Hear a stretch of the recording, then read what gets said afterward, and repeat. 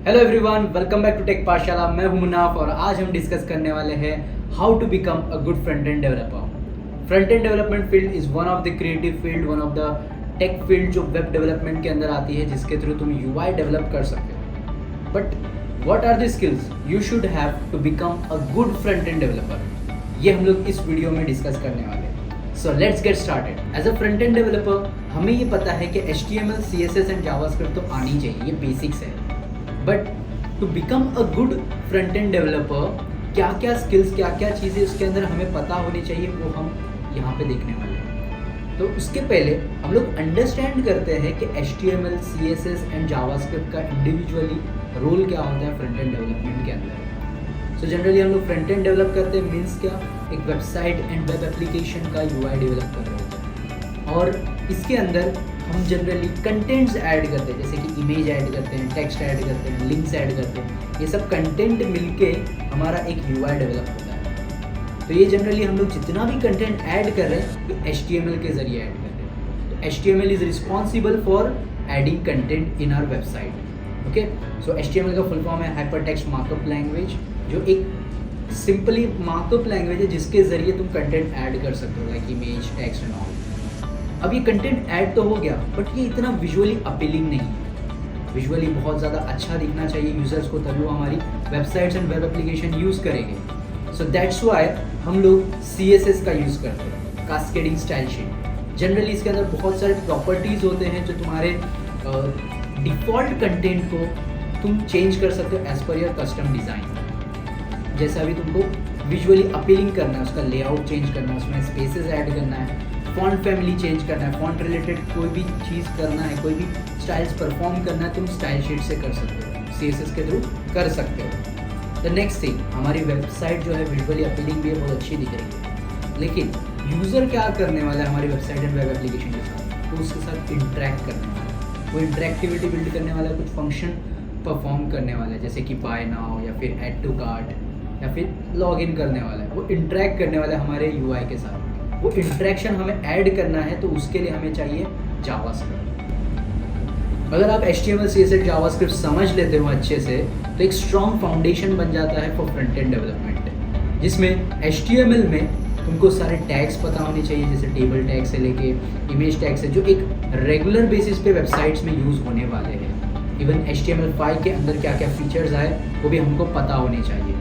इसके अलावा CSS के अंदर हमें सिर्फ प्रॉपर्टीज़ यूज़ करते हुए नहीं आना चाहिए, हमें अलग अलग तरीके से, अलग अलग प्रॉपर्टीज़ से, अलग अलग लेआउटिंग से सब चीज़ें हमें पता होनी चाहिए। जैसे डिस्प्ले से लेके फ्लेक्स बॉक्स तक का हमको सारी चीज़ें पता होनी चाहिए।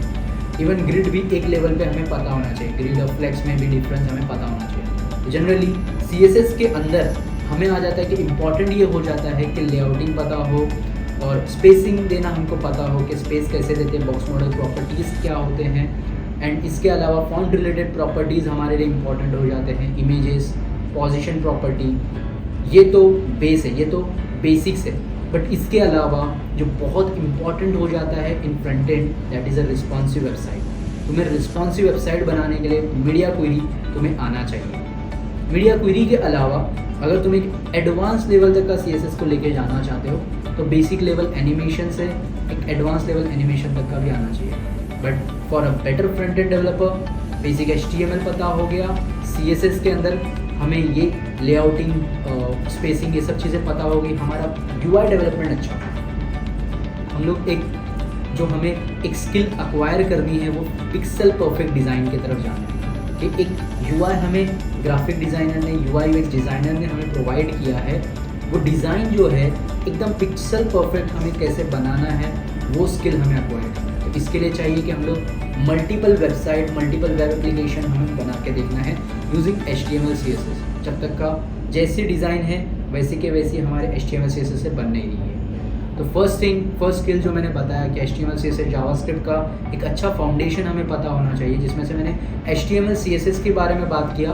जो हमारी सेकेंड स्किल है कि पिक्सल परफेक्ट डिज़ाइन हमें अच्छे से बनाते हुए आ जाए, जो हमें UI मिल रहा है, या फिर हम किसी का क्लोन बना सकते हैं, लाइक YouTube का क्लोन या फिर Instagram का क्लोन, जो हम लोग HTML, CSS के ज़रिए बना सकते हैं कि हम लोग एक बेटर फ्रंट एंड डेवलपर बन पाए। सो अब बात करते हैं CSS फ्रेमवर्क्स की। CSS फ्रेमवर्क्स जो है तुम्हारा काम बहुत आसान कर देते हैं।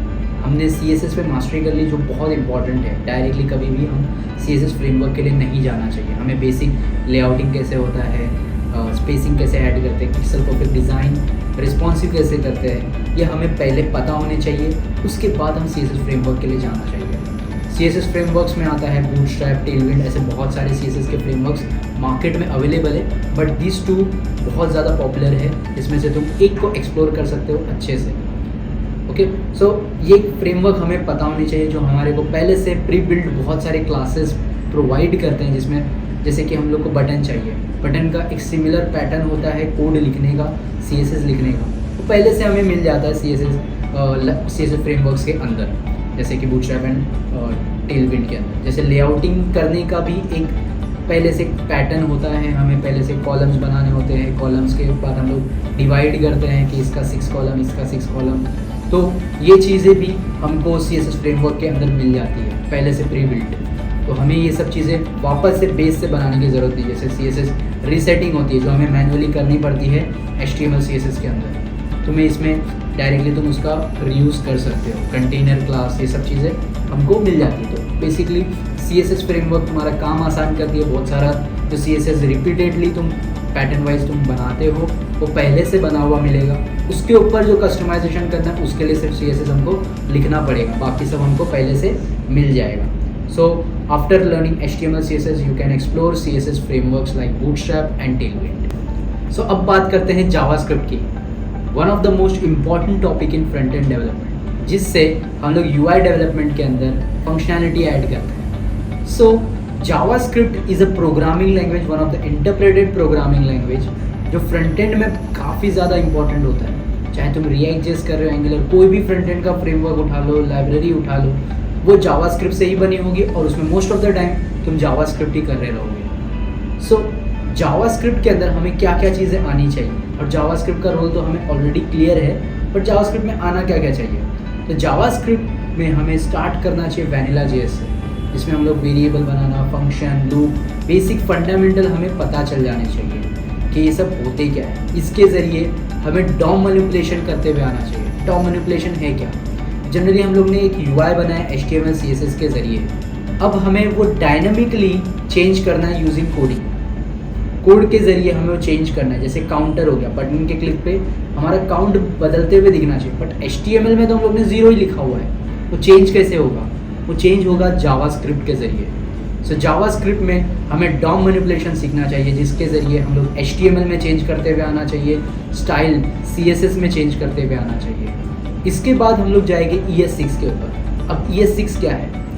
ये जो जावास्क्रिप्ट था हमारा वैनिला जावास्क्रिप्ट, इसके अंदर कुछ इम्प्रूवमेंट्स आए, कुछ एक्स्ट्रा चीज़ें आई जो हमें बहुत ज़्यादा इजी टू अंडरस्टैंडिंग और कुछ बेनिफिट्स देते थे। ठीक है, तो जिसके अंदर तुम वेरिएबल्स के अलग अलग तरीके हैं, let, const and arrow function, function का एक अलग टाइप है, तो एरो फंक्शन, नॉर्मल फंक्शन में डिफरेंस, ऐसे काफ़ी चीज़ें हमको अंडरस्टैंडिंग होनी चाहिए। बाकी के लिए मैं जितने भी टॉपिक्स हैं ऐसे ES6 और Vanilla.js के, ये टॉपिक्स मैं मेंशन कर दूंगा इन द डिस्क्रिप्शन। बट हमें क्या पता करना है, हमें क्या स्किल्स आनी चाहिए। सो जावास्क्रिप्ट हमें आ गया, DOM मैनिपुलेशन आ गया, इवेंट हैंडलिंग आ गया, Vanilla.js पढ़ लिए, ES6 पढ़ लिए। इसके अलावा हमने ऑब्जेक्ट ओरिएंटेड प्रोग्रामिंग भी पढ़ ली। बट स्किल क्या रहेगी? स्किल इसके अंदर ये रहेगी कि सबके यूज़ केसेस समझ लें। इसके ऊपर हम लोग कुछ प्रोजेक्ट्स बनाए जिससे हमें प्रैक्टिकली अंडरस्टैंड हो कि जावास्क्रिप्ट में DOM मैनिपुलेशन कर क्यों रहे हैं। ES6 में स्पेसिफिक टॉपिक्स जो है, जैसे प्रोमिसेस है, असिंक अवेट कीवर्ड्स है, ये एक्चुअल में यूज़ कहाँ होंगे। तो हमें एक कुछ एक्स्ट्रा प्रोजेक्ट्स बनाने चाहिए जिसके अंदर ये सारे टॉपिक्स यूज़ हो जाए। ऑब्जेक्ट ओरिएंटेड प्रोग्रामिंग हमें आना चाहिए, जिसके अंदर हमें क्लासेस, न्यू कीवर्ड, ये सब बनाने आना चाहिए before moving on to the frameworks. और इस पर अच्छा खासा मास्टरी होना चाहिए, जिससे तुम अंडरस्टैंड कर जाओ तुम्हारी लैंग्वेज। जैसे हमें हमारी हिंदी बोलते हुए आना चाहिए, ना कि सिर्फ हमें सिंटैक्टिकली, मीन्स सिर्फ उसके वर्ड पता नहीं होने चाहिए। वैसे ही हमें प्रोग्रामिंग लैंग्वेज में भी हमें सिर्फ सिंटैक्स नहीं आने चाहिए, हमें उसको लिखते हुए भी आना चाहिए। तो इसके लिए हम लोग क्या कर सकते हैं, और प्रैक्टिस के लिए हम लोग कुछ वेबसाइट्स पे जा सकते हैं, जैसे हैकर रैंक, लीड कोड, ये सब वेबसाइट्स पे हम हमारे प्रोग्रामिंग स्किल्स को इम्प्रूव कर सकते हैं रेगुलरली प्रैक्टिस कर करके। इसके बाद हम लोग जाते हैं फ्रेमवर्क्स पे, लाइब्रेरीज पे। But this is the most important part जो एक फ्रंट एंड डेवलपमेंट में है, जिस पे सब में ज़्यादा टाइम तुम्हें देना चाहिए, सब में ज़्यादा प्रोजेक्ट्स इसी पे बनाने चाहिए।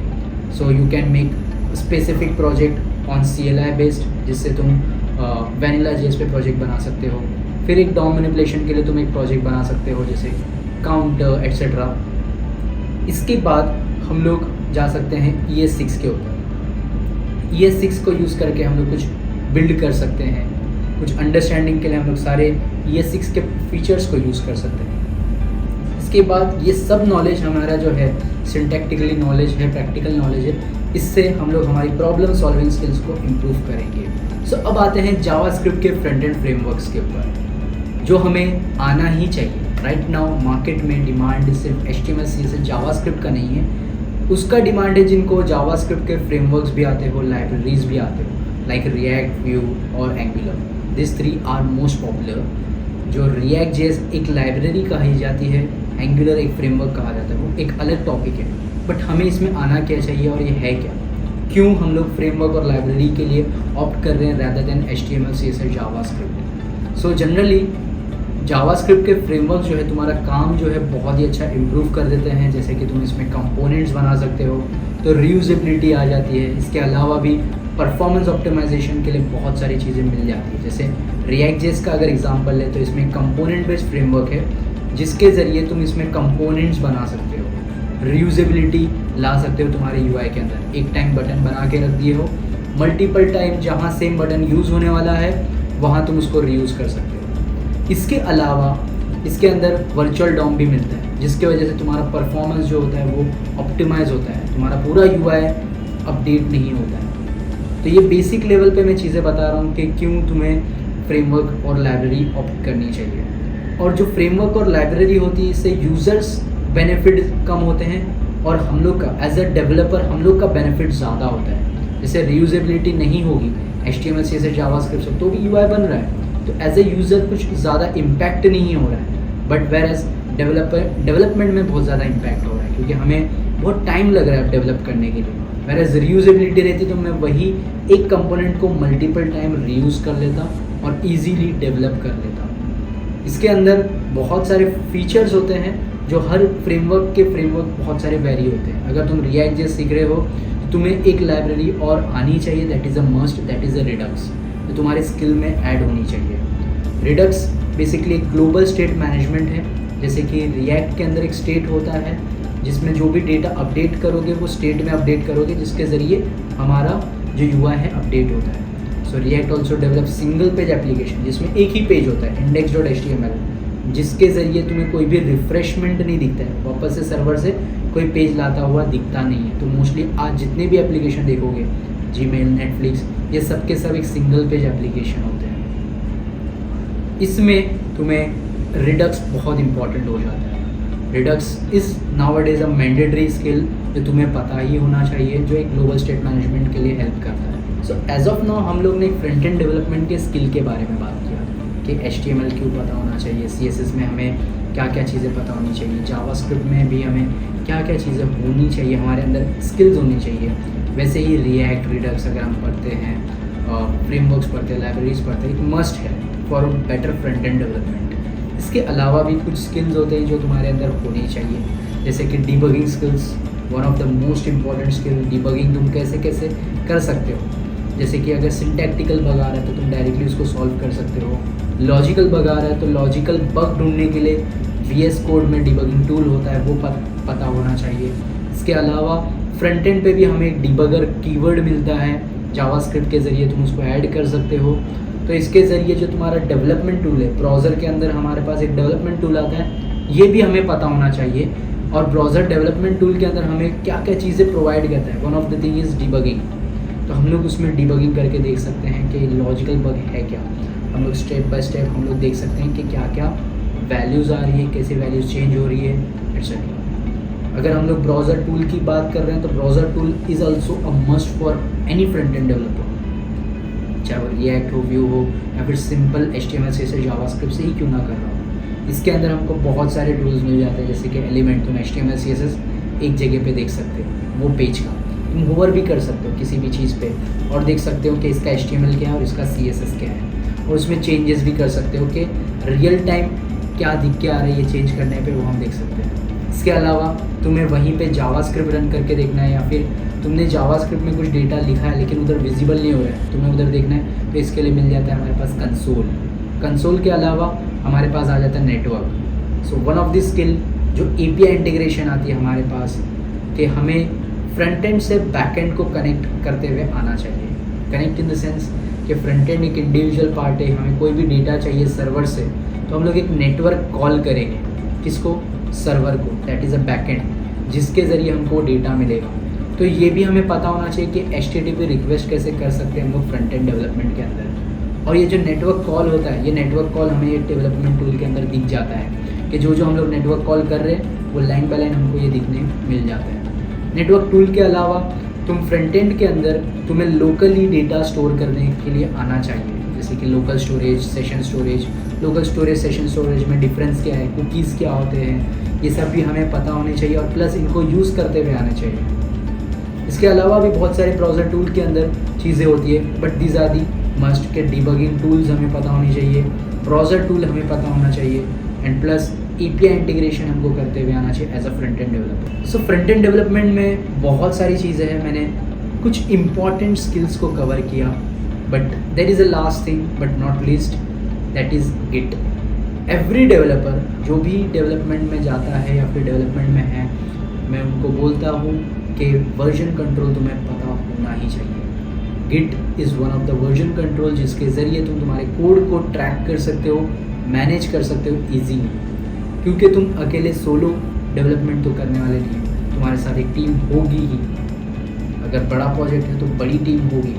सो इसका कोड इजीली मैनेज कैसे करें, ट्रैक कैसे करें कि ये कोड किसने किया था, ये साइनअप का पेज कब किसने क्यों बनाया था, क्या कोड लिखा था उसके अंदर और क्यों वो चेंजेस किया था, ये सब हमको ट्रैकिंग मिल जाती है गिट के अंदर। अगर तुम्हें चाहिए कि 1 साल पहले ये पेज पे किसने काम किया था, ये तक तुम्हें मिल जाएगा, बिकॉज वो ट्रैकिंग सेव होती है गिटहब, गिटलैब, ये सब वेबसाइट्स के ऊपर। But the tracking tool is git. ये एक CLI टूल है जो बहुत ही ईजी है टू मास्टरिंग, जिसके अंदर हमें बेसिकली कमेंट्स वगैरह, क्लोन वगैरह, पुश पुल कैसे करते हैं, ये सब हमें पता होनी चाहिए। इसके अलावा ब्रांचिंग एक मैंडेटरी हो जाता है फॉर एनी डेवलपर, क्योंकि ब्रांचिंग के बिना भी एक काम बहुत ही मुश्किल से होता है। तो ब्रांच क्रिएट करना, ब्रांच मर्ज करना, मर्ज कॉन्फ्लिक्ट रिजॉल्व करना, ये सब स्किल्स गिट के अंदर आती है जो हमें पता होनी चाहिए।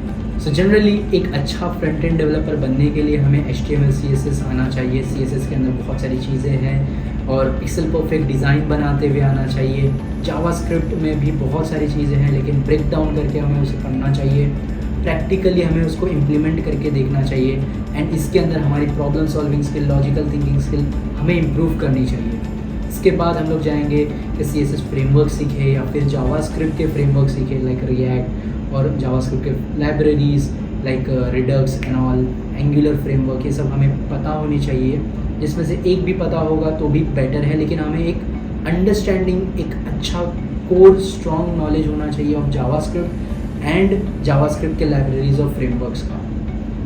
इसके बाद हम लोग जाएंगे तो डिबगिंग स्किल्स हमारी इम्प्रूव करेंगे कि कोड में कुछ भी एरर आए, कोड में कुछ भी लॉजिकल एरर्स आए, तो उसके लिए हमारे पास टूल्स भी होते हैं। VS कोड का डिबगिंग टूल, डिबगर जैसे होते हैं, हम फ्रंट एंड पे लगा सकते हैं। ब्राउज़र टूल्स हम लोग यूज़ कर सकते हैं। ब्राउज़र टूल्स के अंदर भी हमें बहुत सारे टूल्स मिल जाते हैं, जैसे कि हम HTML और CSS साइड बाय साइड देख सकते हैं, उसमें चेंजेस करके रियल टाइम देख सकते हैं क्या हो रहा है। कंसोल का यूज़ कर सकते हैं, एंड प्लस हमें API इंटीग्रेशन भी आना चाहिए, जो हम नेटवर्क में देख सकते हैं। नेटवर्क कॉल्स हमारे कौन कौन से हो रहे हैं, रिक्वेस्ट क्या जा रहा है, रिस्पॉन्स क्या आ रहा है। Plus as a front end developer हमें फ्रंट पे बेसिकली लोकल पे हम लोग को डेटा स्टोर करते हुए आना चाहिए, डेटा रिट्राइव करते हुए आना चाहिए।